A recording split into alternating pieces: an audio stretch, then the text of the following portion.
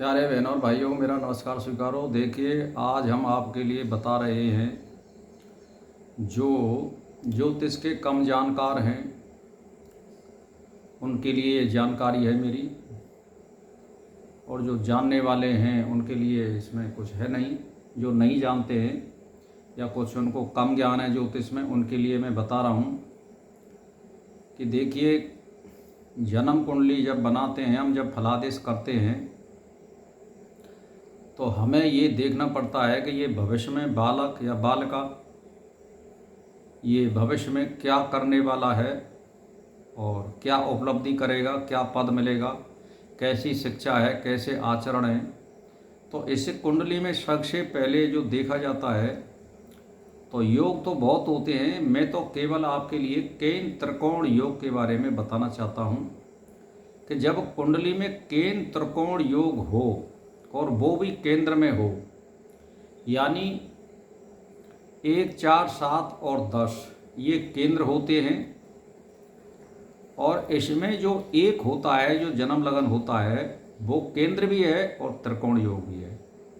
तो जैसे 1, 5, 9 ये मतलब त्रिकोण है। अब इनके स्वामी जब 1, 4, 7, 10 में मिलते हैं, यानी जन्म लग्नेश का स्वामी और पंचमेश का स्वामी,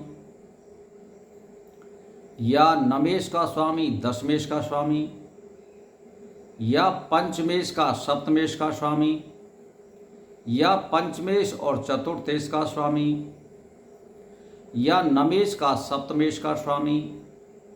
तो यानी मेरा कहने का मतलब ये है कि केन त्रिकोण योग जो है ये बनते हैं।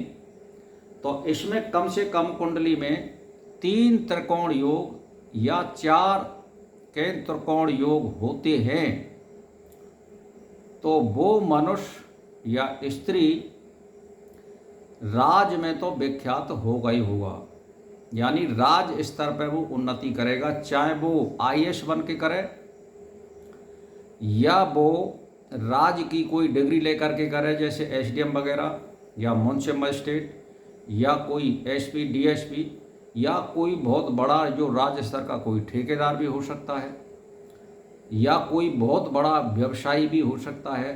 तो इसका मतलब है भौतिक संपदा प्राप्त करना, केंद्र त्रिकोण योग का मतलब होता है। तो केंद्र जो होते हैं वो विष्णु होते हैं, और जो त्रिकोण होते हैं वो लक्ष्मी होते हैं। यानी जब स्त्री और पुरुष का जब जोड़ा होता है तभी हमें उन्नति हो सकती है। जैसे मान के चलिए कोई मनुष्य या स्त्री आपस में शादी नहीं कर रहे, तो क्या उत्पत्ति हो सकती है? तो नहीं हो सकती है। इसी तरह से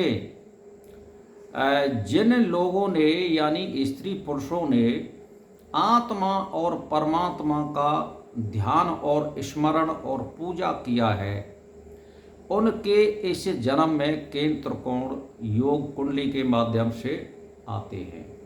और जिन लोगों ने, जैसे मान के चलिए मेरी आत्मा है और किसी दूसरी आत्मा का भजन किया है, उनके छोटे मोटे योग आते हैं, ये केंद्र त्रिकोण योग होते हैं, ये बड़े होते हैं, तो ये नहीं आ पाते हैं। उनके बस एक आध आ जाएगा, या लग्नेश केंद्र में आ जाएगा, बस इतना ही हो सकता है।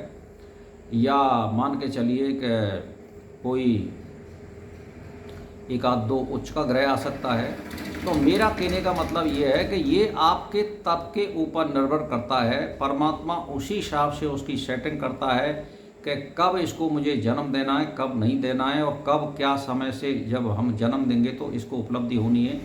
तो इसीलिए आप समझ लीजिए, आत्मा और परमात्मा का जो योग करता है उन्हीं की विशेष उन्नति होती है अगले जन्म में।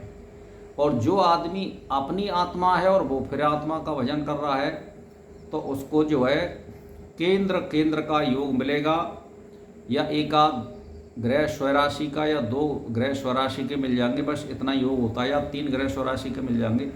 तो कहने का मेरा मतलब ये है कि अगर आप मान के चलिए,